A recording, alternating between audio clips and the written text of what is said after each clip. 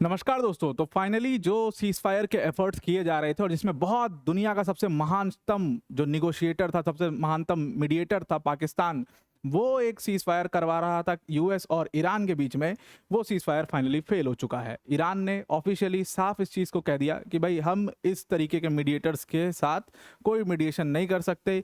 Iranian officials किसी दूसरे देश में जाकर के, जिसके ऊपर हमें तो बिल्कुल भी ट्रस्ट नहीं है, उस देश में जाकर के कोई मीडिएशन नहीं करेंगे और किसी भी यूएस ऑफिशियल से इसमें कोई मुलाकात नहीं की जाएगी। यानी कि जिस चीज़ का अंदेशा था कि आईआरजीसी किसी भी तरीके का कोई सीज़ फायर नहीं होने देगी, वो चीज़ फाइनली हो चुकी है। कोई सीज़ फायर यहाँ पर नहीं है और इसमें साफ साफ जो इंटरेस्ट था, जो सीरियसनेस थी, जो यूएस की तरफ से होनी चाहिए थी, वो सीरियसनेस नज़र नहीं आई और इसीलिए ईरान ने इसको पूरी तरीके से रिजेक्ट कर दिया।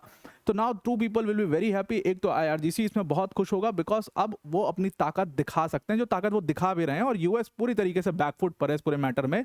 और दूसरा बेंजामिन नेतन्याहू, जिनको बिल्कुल भी ये पसंद नहीं था कि किसी भी तरीके का कोई निगोशिएशन इस मैटर के अंदर हो, वो चाहते थे कि मौका मिला है पूरा लपेटो। बेंजामिन नेतन्याहू, आईआरजीसी दोनों इस मामले में खुश हैं और कहीं ना कहीं ट्रंप के ऊपर जो प्रेशर है वो बहुत बढ़ते चला जा रहा है। कल भी उन्होंने बजट के लिए जो है वो मांगा, क्योंकि $2 बिलियन उनका रोज़ खर्चा है इसमें, तो उन्होंने उसका सैंक्शन मांगा कि भाई इसको सैंक्शन किया जाए इतना बजट। और तो ट्रंप के ऊपर क्लियरली प्रेशर तो वो साफ दिख रहा है। प्रोटेस्ट भी उनके खिलाफ जो यूएस में है, विरोध चल रहा है काफ़ी ज़्यादा। और उसके बाद ट्रंप की जो अपनी हरकतें हैं वो उससे बाज भी नहीं आते हैं, जिसकी वजह से विरोध पूरी दुनिया में भी बहुत ज़्यादा उनका, यूके और फ्रांस को भी उन्होंने काफ़ी बुली किया। उसके ऊपर भी आज हम इसी वीडियो के अंदर चर्चा करने वाले हैं, तो डिटेल में इसको डिस्कस करते हैं। पर वीडियो में आगे जाने से पहले एक बड़ी अनाउंसमेंट अनअकैडमी टीम की तरफ से कि अनअकैडमी का यूसीएससी प्लस की डेट आ चुकी है। 11 अप्रैल ये डेट होने वाली है। 3 स्टेजेस में ये पूरा कंपटीशन होगा। क्विज कंपटीशन है। पहला स्टेज होगा जिसमें अगर आप अंडर 500 आते हो, जो टॉप 500 हमारे एस्पिरेंट्स होंगे, उनको अमेजॉन गिफ्ट वाउचर्स मिलेगा। उसके बाद उसमें से 32 लोगों को चूज़ किया जाएगा। सारा उनका खर्चा, स्टे, सब कुछ अनअकैडमी देखेगा और फिर वो सारा ट्रेवल, उनका सब कुछ अलाउंसेस अनअकैडमी देखेगा। फिर उनको ले जाया जाएगा और 16 टीमें बनाई जाएंगी 4 लोगों की। इस 16 टीम जो बनाई जाएगी, इसमें फिर कंपटीशन कराया जाएगा और उसमें जो फर्स्ट प्राइज पाएगा, जो विनर होगा, वो 5 लाख रुपए जीत सकता है। जो सेकंड टीम आएगी उसको 2 लाख रुपए मिलेंगे और जो थर्ड और फोर्थ टीम आएगी उसको 50,000 ईच यहाँ पर इनाम मिलेगा। तो लिंक इसका डिस्क्रिप्शन में, ज़्यादा जानकारी के लिए आप डिस्क्रिप्शन में जा सकते हैं। लिंक हमने दे दिया है डिस्क्रिप्शन के अंदर, उस पर क्लिक करके आप इसके लिए ज़रूर से एनरोल कर सकते हैं। Now coming back to the topic, अब यहाँ पर यूनाइटेड स्टेट्स और ईरान के बीच में जो पूरी तरीके से सीज फायर चल रहा था, जिसके ऊपर ट्रंप काफ़ी बैक कर रहे थे। ट्रंप ने स्टेटमेंट भी दिया था कि बहुत जल्दी कोई डील होने वाली है। जेडी वांस ने स्टेटमेंट दिया था कि हम डील के लिए बिल्कुल सीरियस हैं। मार्को रूबियो बोल रहे थे कि हो जाएगा। हालांकि सीरियसनेस बहुत कम थी इन लोग की तरफ से। पीट हेग्सेथ का अगर आप बयान सुने, ट्रंप का बयान सुने, तो ये साफ लग रहा था कि they are just buying time and doing nothing. तो वो चीज़ फाइनली हो गई। ये पूरा सीज फायर जो है फेल हो चुका है। वॉल स्ट्रीट जर्नल ने इसको रिपोर्ट किया और कहा कि ऑफिशियली ईरान ने मना कर दिया कि हम कोई भी सीज फायर इस मैटर में नहीं करना चाहते और ख़ासतौर से इस शर्तों पर तो नहीं ही करना चाहते हैं। तो इसमें पाकिस्तान के जो पूरे एफर्ट्स थे, पाकिस्तान जो कि इसमें पूरा अपने आप को, भाई जाहिर सी बात थी कि पाकिस्तान की उतनी वो, मतलब मैंने वही पहले ही कहा था कि जियोपॉलिटिकल स्टैंडिंग ही उस लेवल की नहीं है कि दो देशों के बीच में ये बात करवा पाए। भाई अभी डोनाल्ड ट्रंप हाफ देगा शहबाज शरीफ को तो वो खड़े नहीं होंगे अपने कुर्सी से, तो वो क्या ही करेंगे, क्या ही सीज फायर करवाएंगे। वो ट्रंप के टर्म्स पर सीज फायर होगा और वो फेल ही होना है, क्योंकि ईरान उसको मानने से तैयार। तो ईरान तो शुरू से ही कह रहा था कि पाकिस्तान की भूमिका इसमें बिल्कुल अनक्लियर है। पाकिस्तान क्यों इसमें बीच में कूद रहा है, ये बहुत बड़ा एक सवाल है। और वो वहीं पर समझ में आ चुका था कि पाकिस्तान के ऊपर वो लोग ट्रस्ट नहीं करते और इसीलिए फेल ही होने आए। और वही चीज़ हुआ, वो फेल हो गया, क्योंकि साफ कह दिया ईरान ने कि भाई हम अपने ऑफिशियल्स को कोई मीडिएशन के लिए कहीं नहीं भेजने वाले। हमारे ऑफिशियल्स इस्लामाबाद नहीं जाएंगे। जो टॉक्स होने वाली थी इस्लामाबाद के अंदर, वहाँ पर ईरान ने अपने ऑफिशियल्स को भेजने से मना कर दिया। उनका भरोसा नहीं है। और दूसरी चीज़ है कि इसमें हम किसी भी यूएस ऑफिशियल से तो बिल्कुल भी इस मैटर में नहीं मिलने वाले। सबसे बड़ी जो रीज़न रहा इसके फेल होने का, वो रीज़न रहा कि यूएस ने जो टर्म्स रखे थे। देखिए, एक तो सीधा सीधा सा मैटर था कि भाई आप स्ट्रेट ऑफ हॉर्मुज़ खोल दो और हम जो है वो आपके ऊपर अटैक करना छोड़ देंगे। तो ईरान ने कहा कि भाई ऑलरेडी तुमने मेरा इतना नुकसान कर ही दिया है, Strait of Hormuz is the only thing we have left, तो उसको तो छोड़ने से रहे हम। दूसरी चीज़, यहाँ पर स्ट्रेट ऑफ हॉर्मुज़ पर सोवरेनिटी की भी बात हो रही थी, जो ईरान ने क्लेम कर दी है सोवरेनिटी अब। और तीसरा यहाँ पर सबसे बड़ा मैटर था कि बैलिस्टिक मिसाइल प्रोग्राम जो था उसको बंद करने की बात हो रही थी, जो ईरान अब तो बिल्कुल भी इस पॉइंट ऑफ टाइम पर नहीं करने वाला, और उसी को चीज लेकर के मैटर फंसा। पूरा जो फ्रेमवर्क था वो निगोशिएशन के लायक भी नहीं था। ईरान ने कहा कि हम इस पर बातचीत नहीं कर सकते। अब इसमें जो बीच में मीडिएटर बने हुए थे टर्की और इजिप्ट, टर्की और इजिप्ट की हालांकि इनके भी भूमिका पे बहुत बड़ा संदेह था, क्योंकि ईरान वैसे तो इन देशों के ऊपर भी उतना ट्रस्ट नहीं करता है, लेकिन फिर भी पाकिस्तान से तो बेटर पोजीशन में है। तो टर्की और इजिप्ट ने अब इस मामले में सीज फायर के लिए कतर की तरफ देखना शुरू कर दिया है। रीजन बीइंग, कतर, देखो कतर के ऊपर अटैक तो किया ही है ईरान ने। कतर के साथ एक ये अच्छी बात यह है कि उसने पहले ऐसा एक सीज फायर में हिस्सा लिया है, भाग लिया है, जो गाजा सीज फायर हुआ उसमें कतर की बहुत बड़ी भूमिका थी, काफ़ी बड़ा रोल कतर ने वहां पर प्ले किया था। तो इसीलिए टर्की और इजिप्ट को यह लगता है कि कतर इस मैटर में भी कुछ सुलह करवा सकता है बीच में। पाकिस्तान से की औकात के बाहर ये पूरा मैटर था, इसलिए हमें कतर जैसे देशों की तरफ अब देखना पड़ेगा। लेकिन कतर इसमें कितना इन्वॉल्व होना चाहेगा, ये अपने आप में एक बहुत बड़ा सवाल था, क्योंकि कतर ने पहले ही जब गाजा सीज फायर हुआ था उसके बाद कतर ने क्लियर किया था कि ईरान और यूएस के बीच में डायरेक्ट वॉरफेयर में वो इंटरफेयर नहीं करेगा।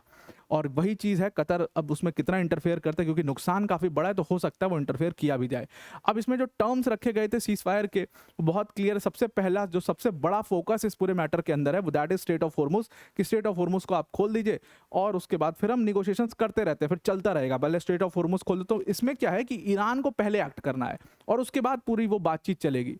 उसी चीज के लिए ईरान बिल्कुल रेडी नहीं है। वो कह रहे हम टर्म्स पहले क्यों माने, हम हारे तो है नहीं, हम टर्म्स क्यों माने। अब देखो ऐसा करवा करके कोशिश क्या हो रही है, ट्रंप जैसे ही स्ट्रेट ऑफ हॉर्मुज खुलेगा वो तुरंत अपने आप को जीता हुआ डिक्लेयर कर देंगे। वो तुरंत वो मीडिया नैरेटिव क्रिएट करना शुरू कर देंगे कि भाई मैं तो ये वॉर जीत चुका, देखो स्ट्रेट ऑफ हॉर्मुज भी खुलवा लिया, सबको मार दिया, खामने को भी मार दिया, उसके बेटे को भी पूरा घायल कर दिया, उसके पूरे परिवार को खत्म कर दिया, इसको मार दिया, उसको मार दिया। वो पूरा वो नैरेटिव जो है वो गढ़ना शुरू कर देंगे और बातचीत चलेगी, बातचीत हो भी जाएगी, डील भी हो जाएगी, लेकिन इसमें ईरान को घोषित कर देंगे हारा हुआ ये लोग। ये चीज़ ईरान को बहुत अच्छे से समझ में आती है, इसीलिए वो स्ट्रेट ऑफ हॉर्मुज को लेकर के कोई समझौता करने को बिल्कुल तैयार है और कह रहे हैं पहले बातचीत शुरू करो, बाद में फिर स्ट्रेट ऑफ हॉर्मुज अगर डील होता है तो खोल देंगे। अब यहाँ पर कहा जा रहा है कि डोनाल्ड ट्रंप की एक पूरी बातचीत जो है वो मोहम्मद बिन सलमान से भी हुई है और मोहम्मद बिन सलमान को उन्होंने आश्वासन दिया है, उन्होंने बोला है कि सीज फायर इसमें हो सकता है, there is a possibility of a ceasefire. हालांकि मोहम्मद बिन सलमान के भी पूरे रोल के ऊपर काफ़ी संदेह किया जाता है। कहा जाता है कि ये तो खुद जो है वो चाहते थे कि ईरान के ऊपर यूएस अटैक कर दे। इन्होंने तो बल्कि मोटिवेट किया था ट्रंप को कि भाई मार दो ईरान को, बहुत वीक हो चुका है, वो खत्म हो जाएगी, सरकार गिर जाएगी। ट्रंप को तो ये कहा जाने लगा कि तुम ईरान में सरकार बदलने गए थे, तुम्हारी खुद की सरकार ना गिर जाए, जिस तरीके का प्रोटेस्ट वहाँ पर हो रहा है यूएस के अंदर। तो ये सारी चीज़ें जो है वो ट्रंप के लिए काफ़ी बड़ा चैलेंज यहाँ पर बनते चली जा रही हैं और डोनाल्ड ट्रंप अभी भी उसी चीज़ पर अडिग हैं कि भाई आप स्ट्रेट ऑफ हॉर्मुज को खोल दीजिए, उसको फ्री सारी वहाँ से यातायात होने दीजिए और उसके बाद भी हम कोई बातचीत करेंगे, जिसके लिए ईरान बिल्कुल तैयार नहीं है। अब ट्रंप की जो समर्थन की बात है, वो समर्थन उनको इंटरनेशनली क्यों नहीं मिल रहा, उसका एक बहुत बड़ा कारण है उनकी खुद की हरकतें और उनके बयान। ही इज़ अ कंप्लीट बुली और वो लगातार सारे लीडर्स को यहाँ पर बुली करते रहते हैं। उन्होंने यहाँ पर यूके के पीएम कीयर स्टार्मर को टारगेट किया, फिर से उनके ऊपर स्टेटमेंट दिए। तो आप भाई जब ऐसे स्टेटमेंट्स किसी के ऊपर दे रहे हो तो आप कैसे एक्सपेक्ट कर रहे हो कि वो आपकी मदद करने आएगा। मैक्रॉन को तो मतलब इन्होंने बिलो द बेल्ट जाकर के हिट किया, मैक्रॉन के पर्सनल चीज़ों को लेकर के इन्होंने कमेंट करना शुरू किया और दोनों ही लीडर्स इनसे इसीलिए बहुत ज़्यादा खफा और नाराज़ हैं और बिल्कुल इनको सपोर्ट करने के लिए रेडी नहीं है। तो इस पूरे मैटर में हुआ क्या है, तो डोनाल्ड ट्रंप जो है वो कीयर स्टार्मर को बार बार ये कहते हैं कि कीयर स्टार्मर को जो मदद मेरी करनी चाहिए थी वो मदद उन्होंने नहीं की, यूके को जो मदद करनी चाहिए थी वो मदद यूके ने नहीं की है। ट्रंप व्हाइट हाउस में एक स्पीच देते हैं और उस स्पीच में कहते हैं कि यूके का एयरक्राफ्ट कैरियर्स जो है वो यूके तैयार था भेजने के लिए। हमने सबसे पहले पूरा मैं आपको मैटर समझाता हूँ तो आपको पता भी होगा कि सबसे पहले यूएसए ने यूके से हेल्प मांगी, यूके ने अपने बेसेस को यूज़ करने से मना कर दिया, कहा कि भाई आप हमारे बेस को यूज़ करके ईरान के ऊपर अटैक मत करिए। Why? Because they were not aligning with Trump's idea of this war. उनको पता था और वो कैलकुलेशन ठीक भी था उनका, उनको पता था कि ये वॉर बहुत मिजरेबली रॉन्ग होने वाला है। ट्रंप जो हैं उनका आए दिन मूड बदलता रहता है, डंकापति आदमी, हर दिन कुछ नया डंका बजाता है। तो ईरान उस चीज़ को कैसे लेगा और ईरान पूरा रिटेलिएट करेगा, ये बात यूके को बहुत अच्छे से पता थी इसमें यूके का नुकसान ना हो, यूके के सिटीजन्स का नुकसान ना हो, इसलिए उन्होंने ट्रंप के इस मैडनेस में साथ देने से मना कर दिया। उसके बाद क्या होता है, ट्रंप जो है वो गुस्सा हो जाते हैं और ट्रंप उसका स्टेटमेंट देते हैं व्हाइट हाउस में कि भाई देखो, आपको हमारा बेस्ट एलाई होना चाहिए था, आपको हमारी मदद करनी चाहिए थी, लेकिन आपने क्या किया, आपने हमारी मदद नहीं करी। आपको जब हमारी मदद करनी थी तो आप पीछे हट गए। बाद में यूके को लगा कि शायद इसमें मदद करके हम एक अच्छा बॉन्ड बना सकते हैं, और उनको ये भी लगा था कि शायद हो सकता है ट्रंप जीत गए हैं, अब जीतने ही वाले हैं, जब खामने ही मर गए तो अब कुछ बचा नहीं, सरकार गिर जाएगी, बदल जाएगी। तो यूके ने फिर ऑफर किया और ट्रंप ने उस ऑफर को रिजेक्ट कर दिया। अब ट्रंप का कहना है कि यूके को हमारा बेस्ट अलाई होना चाहिए था, लेकिन वो नहीं है। और आने वाले 2 हफ्तों में किंग चार्ल्स हमारे यहाँ पर आने वाले हैं, he is a very nice guy.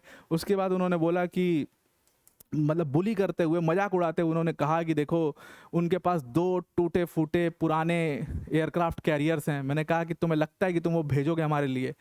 तो यहाँ पर यूके के एयरक्राफ्ट कैरियर्स को टूटा फूटा पुराना, मतलब यूके को ही एक पुराना ओल्ड मतलब साबित करने की कोशिश यहाँ पर डोनाल्ड ट्रंप ने करी। वो पूरा तरीके से उनको बुली किया। अपनी पूरी कन्वर्सेशन जो है, पूरा व्हाइट हाउस ने वीडियो भी डाला था, ट्रंप लगातार बुली करते रहे कीयर स्टारमर को। ट्रंप ने कहा कि हमारी जो बातचीत है उसमें ये हुआ कि मैंने कहा कि भाई हमारी मदद कर दो।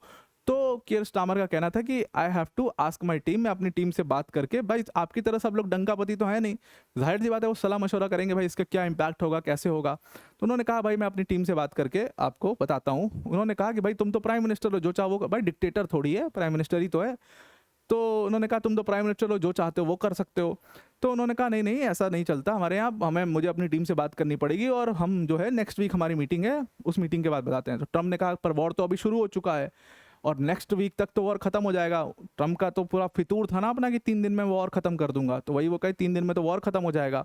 और इसी को लेकर के ट्रंप जो है काफ़ी गुस्सा हो जाते हैं और ये सब कहते हुए वो वीडियो डालते हैं, और वो वीडियो बाद में व्हाइट हाउस जो है डिलीट कर देता है। उसी वीडियो में सिर्फ कीयर स्टारमर को टारगेट नहीं किया था ट्रंप ने मैक्रोन को भी टारगेट किया, और मैक्रोन की तो पर्सनल चीज़ों पर कमेंट करना शुरू कर दिया। तो ट्रंप ने मैक्रोन को लेकर के बोला कि मैंने मैक्रोन को भी फ़ोन किया था हेल्प के लिए, वो मैक्रोन जिनकी वाइफ उनको बड़ा बुरी तरीके से ट्रीट करती हैं। अब now this is a very very hardly personal thing, जिसको ट्रंप को शायद नहीं बोलना चाहिए किसी वर्ल्ड लीडर के खिलाफ। अब वाइफ को बुरा ट्रीट करने का एक्चुअली में एक वीडियो आया था, आपको पता ही होगा, आपने देखा भी, तो काफ़ी सारी रील कटी थी और हर जगह पर काफ़ी जल्दी, नेगेटिव चीज़ तो जल्दी वायरल होती हैं, तो काफ़ी जल्दी ये वायरल हो गया था, जिसमें जो मैक्रोन है और उनकी वाइफ है उनके बीच में क्या मतभेद हुए, क्या हुआ क्या नहीं हुआ, वो उनकी पर्सनल चीज़ है। लेकिन उनकी वाइफ ने उनको स्लैप किया या उनको मजाक में मारा या मजाक में मार दिया, जो भी था, ये वीडियो जो है वायरल होता है, जो आपको दिख ही रहा होगा कि मार दिया था यहाँ पर मैक्रोन को, और मैक्रोन के राइट जॉ पे उसी को बोला कि वो अभी उनका राइट जो है वो तो रिकवर ही कर रहा होगा। तो सीधी तौर पर इन्होंने मैक्रोन को यहाँ पर पूरी तरीके से बुली किया इस वीडियो को लेकर के। वो वियतनाम जा रहे थे और वो फ्लाइट में थे, फ्लाइट का दरवाज़ा खुलता है और उनके बीच में कोई आर्ग्यूमेंट चल रहा होगा, तो वो पूरी कंप्लीटली पर्सनल चीज़ थी जिसमें मैक्रोन की बड़ी बेइज्जती ट्रंप ने करी। और उन्होंने कहा अब ये इतनी बेइज्जती करने के बाद आप ट्रंप का मतलब आप गट्स देखिए इस आदमी का। ट्रंप ने कहा कि गल्फ में मुझे सपोर्ट चाहिए, मुझे हेल्प चाहिए, तो मैंने मैक्रोन को कॉल किया और मैंने कहा कि मैं ऑलरेडी वहाँ पे जितने these bad peoples, I am eliminating everyone, I am destroying their ballistic missile programme, मैं सबको ख़त्म कर रहा हूँ, and you send some ships immediately. तो मैक्रोन ने यहाँ पर मुझे कहा, बिल्कुल एकदम मैक्रोन की एक्टिंग करते हुए ट्रंप ने कहा फ्रेंच एक्सेंट में, कि मैक्रोन ने कहा नहीं नहीं नहीं डोनाल्ड, हम नहीं कर सकते, हम वॉर के बाद आपके लिए शिप्स भेज देंगे। तो उन्होंने कहा वॉर के बाद मुझे क्या ज़रूरत है। तो मतलब एक पूरा कंप्लीटली, भाई ऐसा कौन कहेगा कि वॉर के बाद शिप्स भेजेंगे, ये कौन कहेगा? जाहिर सी बात ऐसा नहीं कहा होगा मैक्रोन ने। तो कंप्लीटली बुली करने के पर्पस से वो आते हैं और इन यूरोपियन लीडर्स को बुली करते हैं, जिसके बाद एक बड़ा डिफरेंस इन दोनों ब्लॉक्स में दिख रहा है। उसके बाद इन्होंने नेटो को भी नहीं छोड़ा, नेटो को भी बुरी तरीके से इसमें बुली किया। उन्होंने कहा नेटो जो है वो हमारी कोई मदद नहीं करेगा, हम नेटो की मदद भले कर दें, नेटो हमारी कोई मदद नहीं कर सकता। और उन्होंने नेटो को पेपर टाइगर भी कहा। हालांकि मैं खुद मानता हूँ कि नेटो एक पेपर टाइगर है, उसमें कोई बहुत जान बची नहीं है। और नेटो को फिर ट्रंप ने पेपर टाइगर कहा, और इस तरीके से पहली बार यूएस में एक ऐसा प्रेसिडेंट आया जो कि यूरोपीय देश से भी खिलाफ हो चुका है। अफ्रीका में तो क्या ऑक्यूपेशन है वो उसके ऊपर कोई क्लैरिटी नहीं है।